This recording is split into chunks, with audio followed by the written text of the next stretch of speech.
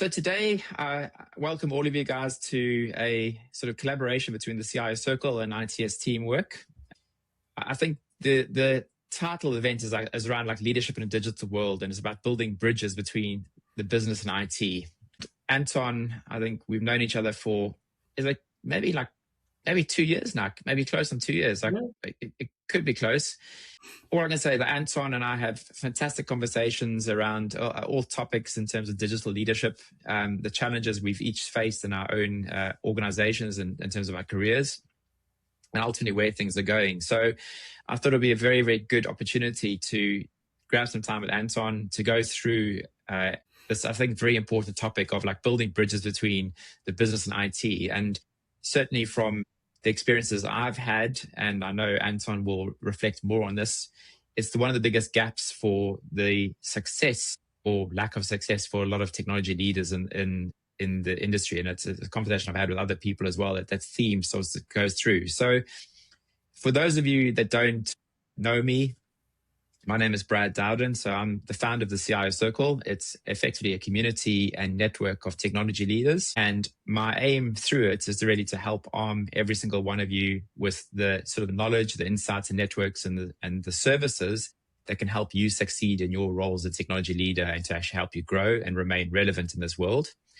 And Anton is a very experienced ex-CIO. He's a business leader and founder of the ITS Teamwork, and he's lectured at various universities in the Netherlands, done lots of educational programs with different businesses, and still does a lot of interim work with organizations in terms of helping their businesses navigate the digital landscape. Anton, thanks very much for taking the time to join us, to obviously share your knowledge. And I suppose if you could just give a very quick intro of, I suppose, your background. I've shared a little bit, but like if you were to add any other layers to that obviously helps just create some of the relevance for the audience that's watching today. Yeah, thanks, Brad. It's really pleasant that we are in this joint call after having various live and web conversations. Yeah. Some layers. Well, I'm 54, so I can give a lot of layers, but that's not the main purpose, I think. It's to educate and to entertain also this afternoon. I've been working with two fantastic IT firms for 13 years and the first one was Baan. People above 25, they know the Baan company, I think, or maybe I should say above 40, I don't know. And after that, I was leading IT employed for two very large logistical firms. I wanted to be on the client side. I got gray there. And then in, I think 2013, somebody said, Anton, really, you should write a book. And I thought, why should I write a book? There are many management books, etc. And I was intrigued by platforms to give guidance in their people's careers, like Myers-Briggs Type Indicator and DISC. And I thought there are many leadership teams that are struggling, you could say, with the challenges of the digital world. And I thought it would be far more useful than writing a book to create a platform that gives insight, because becoming aware of the current state is the first step, of course, before a direction can be created. And that is what we did with a fantastic group of about 24 partners, 25. And that's a fantastic journey. The platform is used now in about 10 plus countries. I forgot to count it up front. Yeah. Most important thing is that we'd like to entertain you and to educate you so you can take your leadership role even better in the digital world. And we will start off with small agenda. We explained a bit already. We will touch, of course, on AI, but we think that leadership is not just about technology. It's about conversations and alignment between the various leaders and the various layers in an organization. So that's why we will mostly touch on leadership.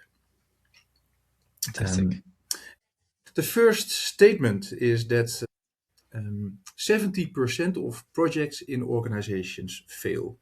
Some people say, I wish it was 70% because even more projects in our organization fail.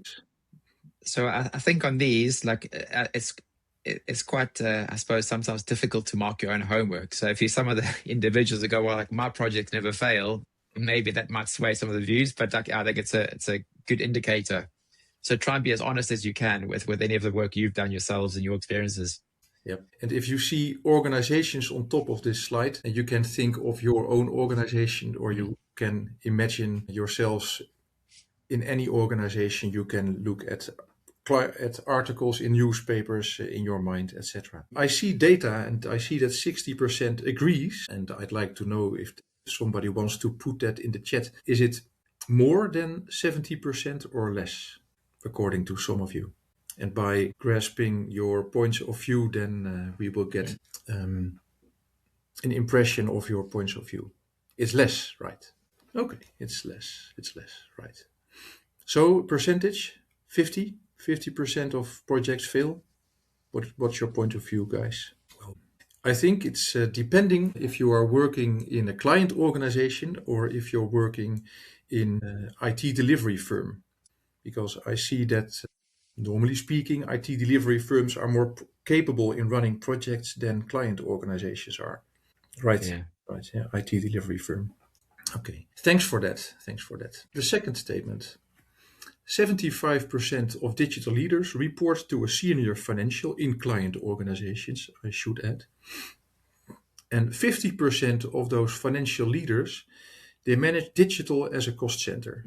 60% agree on that. Yeah. Sometimes people ask me, why is such a big amount of digital leaders reporting to a senior financial? And then my basic answer is, well, the general ledger was the first information system that was created based on the paper ledgers, and that's how it came. But it's not the best position, I think, for a digital leader to report to a financial. I think in my experiences, I think it gives you a good sense. Like I've seen various roles, even just advertised in the marketplace, and speaking to some of the people that have applied to them, and even the job adverts, there's like actually where does the role report to? It says a lot of those roles report to the CEO, and it says a lot of their report to like a CFO function, and it just shows you actually the direction and potentially like actually how much scope you have as a leader to influence that organization based on the reporting role. So, and again, I think looking at some of my experiences and the conversations I've had, it's sometimes down to the individual that's there, and actually maybe how they've been portrayed in the past and what they've delivered in the past. So sometimes they may start off reporting to the CEO, but ultimately gets moved to a CFO because they don't really want to address the potential capability gap that exists with individuals. So I think there's obviously various reasons for it, but like I think these statements of here, the poll does lend itself to what I've personally seen. Yeah. There's an interesting question that Will brings up. How does a digital leader influence their reporting? Of course, the basics should be okay. I'm talking about client organizations in the world of IT, so not the IT delivery firms. And if the basics are okay, then he can take a more leadership role in terms of influencing the company direction and the landscape and the business IT roadmap. But we will come to that later also. Yeah. Good question, Will. And I think obviously that's one of the things that Anton will sort of educate and guide us on from his experiences and his knowledge on these platforms. Yeah, long time ago when I joined that logistics firm after I was working for IT firms for 13 years, I took a coach because really my role changed. And he said, Anton, you create your own shit and your own success. And well, it's almost weekly that I think about this statement. You create your own shit and your own success. Yeah. So next statement, data quality is limiting organizations in their digital transformation. I see many people answered that one already. I strongly agree, yeah. And I'm really kind of concerned about the quality of data in organizations. There are no guidelines, there's hardly any ownership. How can you organize your business? How can you do proper reporting? How can you manage your business? How can you organize yourself in the digital world? It's painful. That's also why we included the theme to assess data quality in the BusinessITScan, by the way, to make that visible. So management boards overestimate the change capabilities of their organization and start too many hyped initiatives. I welcome your scores, and I recall many cases, and maybe you also have some of the situations you have experienced in your life, in your career, where management boards really start initiatives and say the ambitions are sky high and they don't enable their workers and their own management teams to create success. And if I establish such a situation in a company, then I always say to the board of directors, guys, so basically what you are asking to your team is, okay, here's one truck with stones. You've got one guy who does the building of the house, and tomorrow you have to deliver 10 houses. It's a kind of metaphor.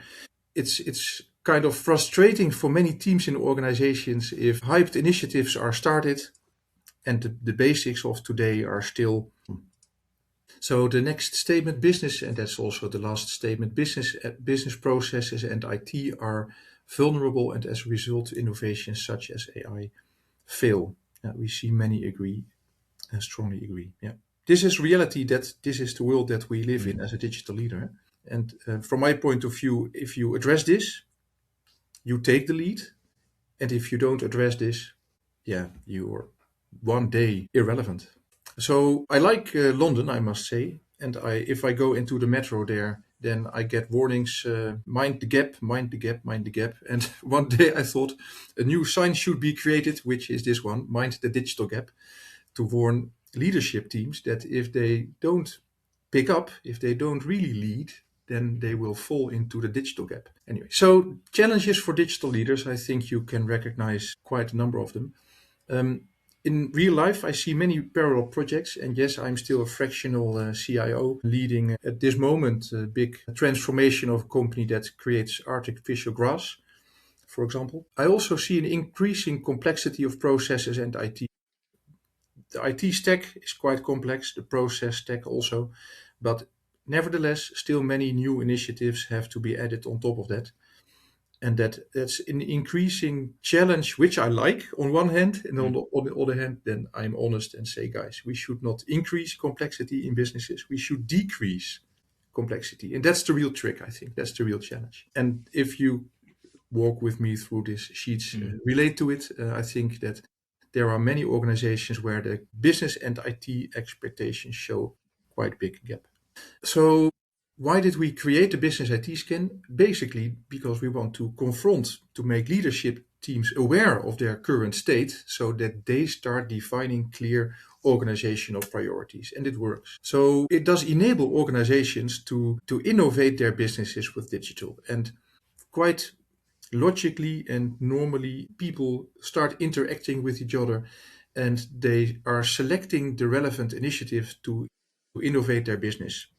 So they don't spoil time, money, energy anymore. And the alignment between business and IT becomes a kind of natural emotion. People walk in, they are in sync in terms of business and IT goals, and they have created a good portfolio. Yeah, Anton, I think, to your point 4 there, right, in terms of the reality, the gaps between business and IT expectations. Again, I think I'm sure everyone on this call has probably had those experiences. You have so many different stakeholders within a business. Each is focused on their, like, let's say, wedge or portfolio of their delivery. Yeah. And that's the most important thing in their world. And ultimately, that's almost like a funnel. At the top end, there's lots of them. And it comes down to then the technology capability and capacity of the teams to then be able to deliver those. It becomes a very big challenge. And then equally, they will also many times talk about the budgets they have. And it's not always possible to go and hire more staff in the technology function because they go, we've already paid this through our cost centers. You should be doing more. And I think that's where the big gaps come. So you end up either trying to spin many plates in terms of projects to try and move them all forward at a fraction of the pace, or you get to a situation where you end up delivering one or two and upsetting lots of other stakeholders, which boils down to some, I suppose, reputational damage with internally potentially. And I think that's where it's so critical, and that's to sort of go through that approach and actually make sure that everyone is aligned on clarity and you all get on the same train and go in the same direction. Yeah, I fully agree. That's all about setting the right priorities. It's about the proper introduction of practical portfolio management. It's also about creating an alignment structure. Who is talking about IT and business priorities? In what are the various roles in this game? Huh? Yeah. And if the expectations are also aligned, then the understanding, the mutual understanding is improving. Yeah. And creating such a alignment structure it takes sometimes half a year or a year to really get it going. We will have a case a couple of minutes later from now where we talk a bit about that. Yeah. Fantastic. So what we often see is that we see this situation, new technologies and outdated working routines. You see a high-end horse and a low-end carrot. This guy is enjoying it. I just think people have got too much time on their hands Yeah. to do these things. When I first saw this short clip, I thought, yeah, this is what I have seen a lot, that boards of directors are thinking about. We should deploy ERP, cloud, blockchain. Today it's about AI, and Dan already mentioned AI. It's impressive how much time and energy and money can be spent in hypes or in general new initiatives. It's also shocking because I think that the proper priorities really have to be defined in a company. And I fully agree with what Jack is adding. Thanks for that, Jack. The challenge is changing the board mindsets. Yeah.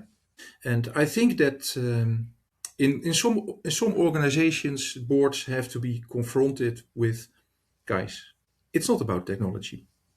It's about setting the right direction for our company. And of course, then if AI is appropriate and the landscape is in place, and we are aware of the various AI challenges like data leakage, for example, then AI might help very well. But still, 95% of the AI initiatives, that's the research of MIT in 2025, 95% of the AI initiatives do not deliver any value. In one of the master classes that I was giving classes, there was a big insurance company. They had spent millions on blockchain to put the data of their insurance clients in blockchain. Nothing helped. Millions spent, focus lost. It's amazing. Yeah, Gartner has a more positive mindset on that. Gartner also, and I think you guys know that, has the Gartner hype cycle. If you don't know it yet, we can also add the graph in the slide deck. It's impressive how often Gartner predicts, and also how often they are wise guys and girls, are pointing the right direction. But I always say it's not about what other organizations can do, but it's about the current state of your own business, if it will be the appropriate initiative. Yeah. Anton, just on that whole thing across, like sort of the whole AI as a solution, and we've also previously done a session with Will, who I know is on this session as well, on sort of AI strategy. Yeah, I saw it. And I think fundamentally, I was on a call earlier today around this, and you can see how this is really disrupting businesses fundamentally. Definitely. So I've seen a solution today, and it's not really released in the market yet at the moment. It fundamentally will change the way the whole business runs. So this is a staffing business I saw. They got like 300 staff, and there's a technology that they could adopt. But when you start looking at it, the technology can do some wonderful things, but ultimately it will change the fundamental business of how it works in its entirety. And you could argue that it could actually reduce the headcount quite drastically, and you'll still probably actually increase output and productivity. And I think getting this alignment between businesses and technology, like, it's changing the thought process of actually how this impacts. It's not just about going, well, we want to get faster, like as in walking from point A to B, or cycling versus a car versus a jet. Yeah. Is sometimes you need to look at it in a totally different way, that you don't need to get from A to B anymore. There's another whole way of looking at it. And I think, again, obviously what we talk through here, and as we step through, that's the fundamental bit that leaders from a technology standpoint know the art of the possible, but it's also building fundamentally different business models because this technology does change it. And I think that's possibly why some of these initiatives fail, is it's either your business side doesn't get it, or the technology leader hasn't been able to articulate it properly, or the execution of that plan doesn't work, or it could be the data. It could be a whole myriad of things. Yeah, it can be, you can say and instead of or. I think I see many organizations that spend time and money on AI pilots that actually do not really deliver, and they start another pilot. But I think the selection of the initiative, that's where it starts. What are our current processes? What's the data quality?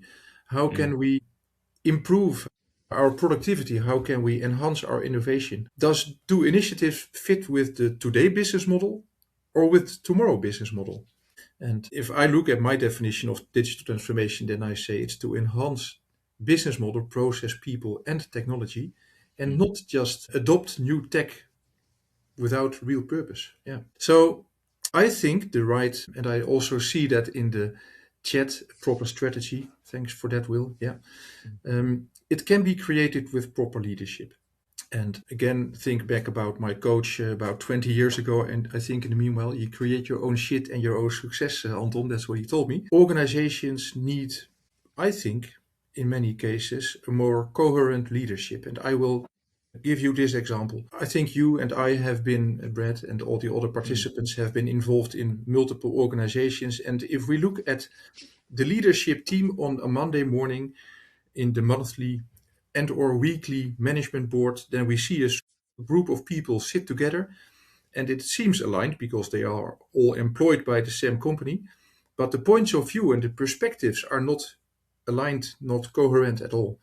That's what this picture basically is telling. So after such a management meeting, people go back to their departments, they start to lead their vertical, their column in the business. But if the initiatives are not aligned through the various departments and through the various, how can it be coherent and directed at the future? That's something that keeps me. I've been doing big assignments for various multinationals on multiple continents. But if I look from a distance at management team meetings, then I think, guys, you are not aligned. How can you direct your company at all? And sometimes I use this picture, it's a simple triangle. And my point of view is top management should clearly define their choices and convey the direction that they have in mind. And they can do that if they are connected well to the points of view of the workers in the company. These are the workers in the various verticals, in the columns, in the departments. And the only thing that the workers basically care about is smooth operations. Give me the proper tools, give me clarity in the processes so I can do my work properly.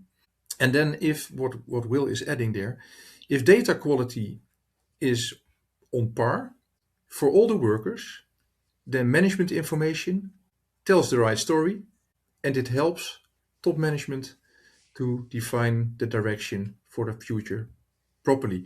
And if you look at these other triangles, every organization is part of an ecosystem with suppliers and with clients. Also those clients and those suppliers have basically the same challenge. They should organize their vertical and horizontal alignment within their companies. It's basically supply chain management. That's what I studied long time ago. Yeah.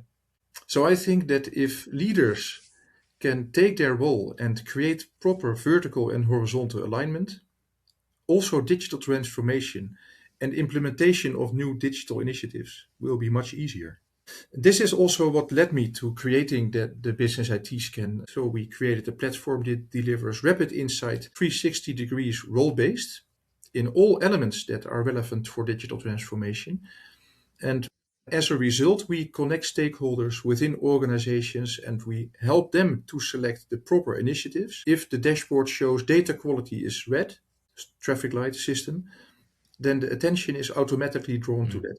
If the dashboard shows project skills are scoring poor, we could pick up huge innovative initiatives, but they will never deliver. So the platform makes organizations and their stakeholders aware of the current state. So that's why we say connect, transform, succeed. We connect stakeholders, we connect the dots, and we help organizations transform and deliver success. So a little bit about the success factors for digital transformation. It's a straightforward framework, which is basically starting with success factor number one, partnership. If people are happy to cooperate, then fantastic dreams can be built. Of course, how in the general ledger a long time ago, why did the systems come to life? Why did people start creating information systems? That was all to boost productivity. So that's success factor number two. But we all know that we cannot innovate business models and make processes more efficient if we don't innovate. So yes, I fully agree with you there, Brad. If you can deploy AI properly, it can be a fantastic, innovative tool to change business model, to become more productive, etc.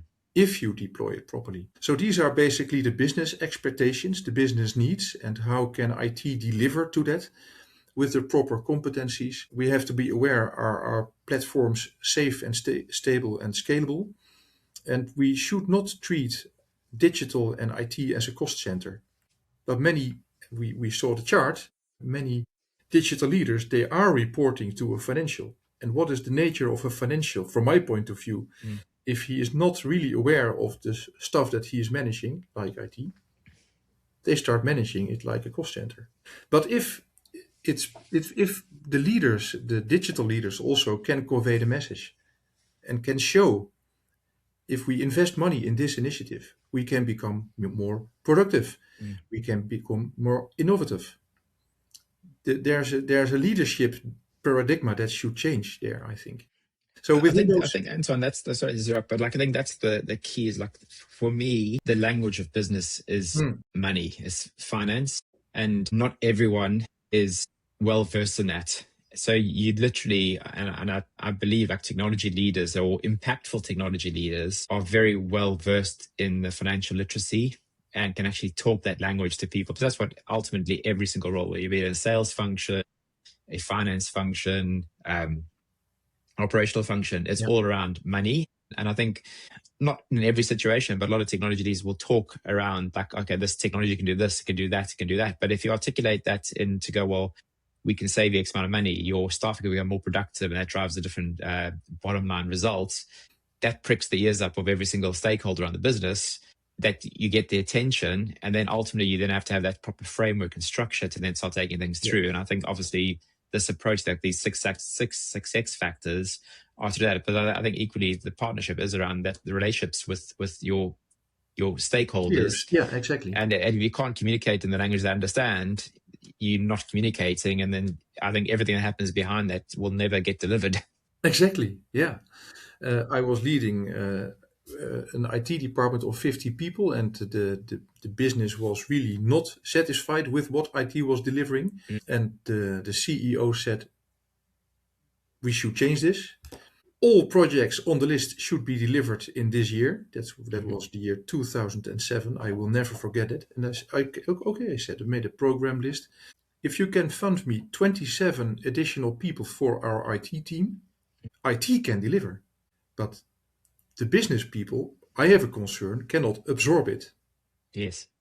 So we have to start selecting carefully the initiatives that really have value. And with the alignment team that we created there, we selected initiatives that really contributed to their productivity, and they were automatically engaged, the leaders, to contribute financially to such initiatives. Exactly. It's all logic, in fact. And if you look at the third success factor and the various teams, I also see companies where the leadership team says, yeah, you have to innovate. I want this new initiative to be implemented. But then there is no correlation between the business strategy and the IT strategy. And or I see that the project skills are poor, but the business initiatives are huge. So this all should be aligned. And that is why we brought these 6 success factors and themes in one platform, to make companies, leaders aware of where is the trigger. And the beauty, what we hear from our clients, is that the stakeholders are all able to not only complete the questionnaire with the closed questions, but also put in their suggestions. It would help me in my role if this proposal would be implemented. And then naturally, commitment is there for change, because people see that their initiatives are valued. So first 3 success factors are about the business expectations, and the last 3 about prerequisites. And remarkably, I see that many organizations, if they think about digital transformation, they start thinking about innovation. But all these 6 success factors, they are interacting with each other. If we free up money with good business cases like you are referring to, Brad, then we can build IT competencies and we can create innovative projects successfully, contributing to productivity. It ultimately becomes a flywheel. And I think It's if a you do flywheel. things in the right order, it has that sort of positive effect, and it drives the entire organization. Again, I think obviously this where it's going, it's making sure that everyone is on the same page and they are looking at objectively, not subjectively, and emotion involved. And I think obviously that's getting that right is absolutely critical. And actually having the sort of the stature to be able to effectively communicate this to your board. And if you can bring tools and frameworks like this to them, it does put you, and you're viewed in a different light straight away, that you're not just running around fixing things in this break fix team and like sort of keeping the lights on. Yeah. You have to earn your position there. And if you, as a digital leader, speak the language of your peers, you're in the boat. Yeah. And if you're talking about bits and bytes too much, you're kicked out. Yeah. And that's what I understand, because then you don't build the bridge. That's what it's all about. Exactly. Yeah. So let's also, in view of time, continue. What I think is really relevant, that leadership teams create the business IT roadmap for digital transformation. So all needs are collected and the initiatives are bundled and structured in a logical way with a timeline. And what I see, that's the beauty of this picture that I will show in the next sheet. It has the same building bricks, but the content of the business IT roadmap is more or less unique every time. And what does it deliver? Clear expectation management, and it's a communication tool. And if we build it up in a couple of swim lanes, this is the picture that I basically use since I started leading IT years ago. It's honest, it's fair to be aware that the majority of the people in a company are working on earning money today.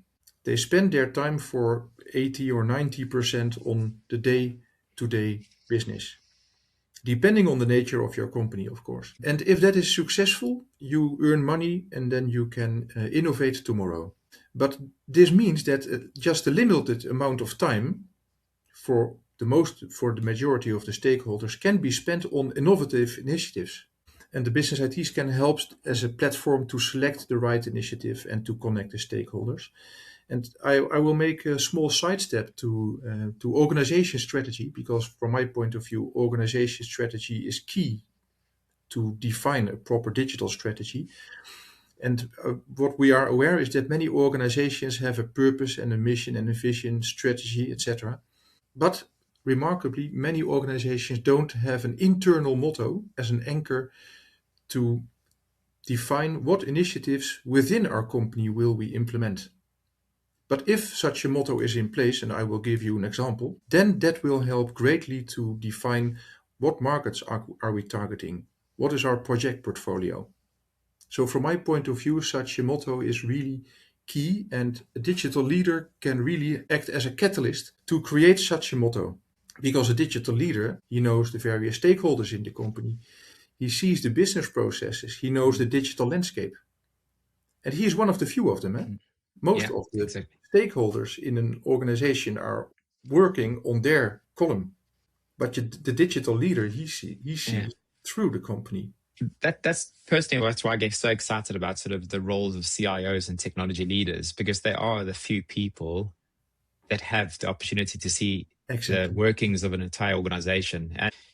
And it is obviously, it's a very big role for those individuals to have. And obviously they really need to be performing at a very high level, but you have that capacity to do it. And equally, you have the expertise on actually how to influence all the different departments. So yeah, it's absolutely critical, and it's exciting as well. But I think unless you do it right, yes, unless you do it incorrectly, it's not going to be that exciting. Doing it right is very exciting. Yeah, and this takes patience, and it takes knowledge and know-how.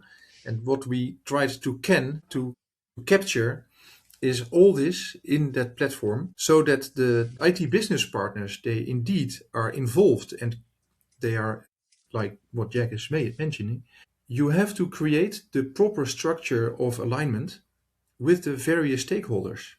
And then it can be a beautiful role. And if you don't create that structure, it's a tough one. So from my point of view, it's interesting that companies have a purpose, mission, vision, strategy, etc. And I'd like you to comment on this. Many organizations do not have an internal motto. And I'm not talking with a motto, a slogan for marketing purposes like Nike, just do it. I'm talking about an internal motto which can serve as an anchor to select the right business and initiatives to be implemented or to be discarded. Because from my point of view, and I trigger leadership teams on that, if you create such an internal motto, you can still, it's a tough job, but you can create leading themes. I will show you some. And that helps you greatly to get stakeholders aligned. Basically, in many organizations, I see this. People trying to spin the plates, which is tough. I can't do that. So I think the leadership, they should create structure, key role. So this statement comes from the Parts Point company, Chief Operations Officer, which is now part of the Napa car parts company. And at that time, they wanted to buy a company with 38 stores and a warehouse. And the board also wanted to implement many serious change projects in the company, all related to some digital facility. They were running SAP at the time. So my question to the leadership team was, I was there as an interim CIO. What do you really want to achieve in a certain year? Simple question. And I heard lots of different stories. I saw, please recall the picture of the management board that I just pictured. The financial wanted A, the operations wanted B, the chief executive officer, he overestimated the change capabilities of the company enormously. So I thought, please guys, define a motto. What do you really want to achieve? And after a couple of meetings with the board of directors, the CFO, he said, guys, we have been growing enormously. But the risk that we are running in our business is phenomenal. So he said we should go from a turbulent growth to a profitable situation which is stable. And then we started discussing about the various objectives that were related to it. You also know OKR, I think. So do we want to increase market margin? Do we have to reduce risks? Yes, they acknowledged.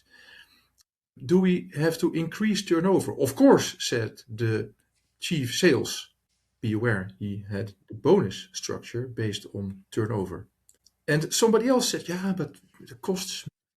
But looking at this motto, we skipped the increase of turnover ambition. We skipped the ambition to decrease cost. And then, of course, the chief sales started like, yeah, but my bonus depends on turnover. Yes, I understand. I said, Frank, you need a different KPI.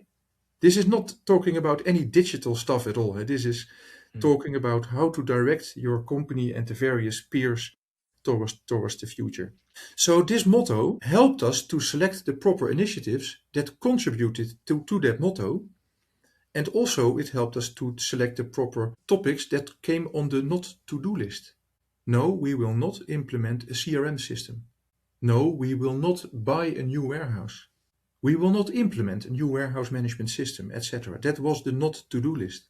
We were still hardly talking about any digital initiative. And they were kind of surprised. Anton, you are the interim IT manager. Why do you talk business like this? So I took the lead there. And I'm again working with the chief financial officer from this company. So as a result, we enabled the entire company and all staff to be successful in those initiatives.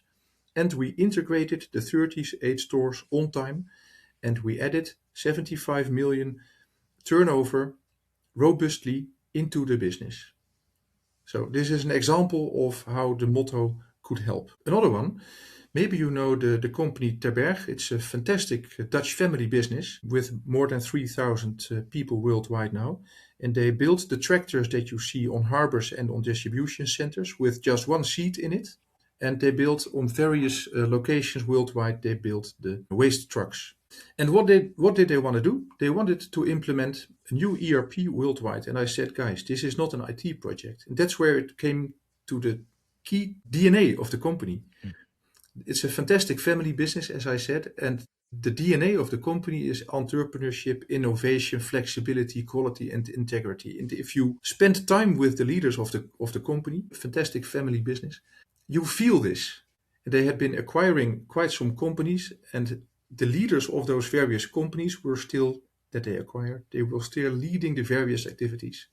But the chassis of the trucks in Spain differ from the chassis of the trucks that are manufactured in the UK. And those are different from the chassis that are manufactured in the US. And even the various departments, they had really different working routines. So my point of view was, this is really not an IT project. You should first harmonize your business processes worldwide. Otherwise, you cannot implement the ERP in a consistent fashion across all those sites. And then after a few conversations with the board, they said, yeah, we should adopt a motto. And this was added basically to their core values. We should standardize our product portfolio by linking the various stakeholders to cooperate. So the people from the design departments in the UK were linked to the people from the design department designing trucks in Spain. So they started making a more convergent portfolio of products. And that helped greatly to also standardize the processes and to implement one ERP worldwide. So these are, I think, two good examples, and the case studies are linked in the PowerPoint that you can read. So if such a motto has been defined, it really helps greatly to make the proper choices for market and activities. It helps to define what is the project calendar for business and IT. It's not just an IT roadmap, it's a business and IT roadmap. And then that also helps to define the future business processes. And while creating the future business process, I often observe that the current processes are not clear at all. So you have to reverse engineer a bit. Then you come to business process modeling, as you see here. And based on that, if you have the future processes clear, you can define also key principles and conclude we have to change the organizational structure. It has nothing to do with digital, but maybe we have to move tasks, we have to implement improvements which are not IT related at all, and those are cheap. And then you can see the other swim lane. If the future processes have been defined, you can plot that. You can define the impact on data and on applications. So you can define the key principles, demands, wishes, and if needed, you go to the market and you develop new systems. But only if needed, because landscapes for processes and IT are complex already. So if a leader uses this format, he is the guide. He is guiding leadership teams, and he is appreciated for that because the leadership team see, okay, this guy has value. Based on this structure, of course, the IT strategy can be defined and the IT roadmap and also the team plan can be drafted. But defining that motto is key. And how does the platform, the BusinessITScan, help for that? So to help the leaders and leaderships teams in this digital journey, we created the platform based on a couple of clear key principles. So we wanted clear pricing and value for money, easy and fast tool to use. So of course it should be secure. And because we want to basically interview all stakeholders that are relevant in a company to create a fundament for alignment, the platform is multi-persona, it's multi-language, it's based on many market standards, and it's a future-proof and independent platform. Basically, it's a recipe for success in digital transformation. So you don't have to reinvent the wheel. So the platform creates the spider chart based on the 6 success factors on the current state and the ambition state. And especially about this success factor, you can have hours of conversation if the data has been generated by the platform. Why does one stakeholder have a high ambition level for innovation? And why does another stakeholder has a low ambition level for innovation?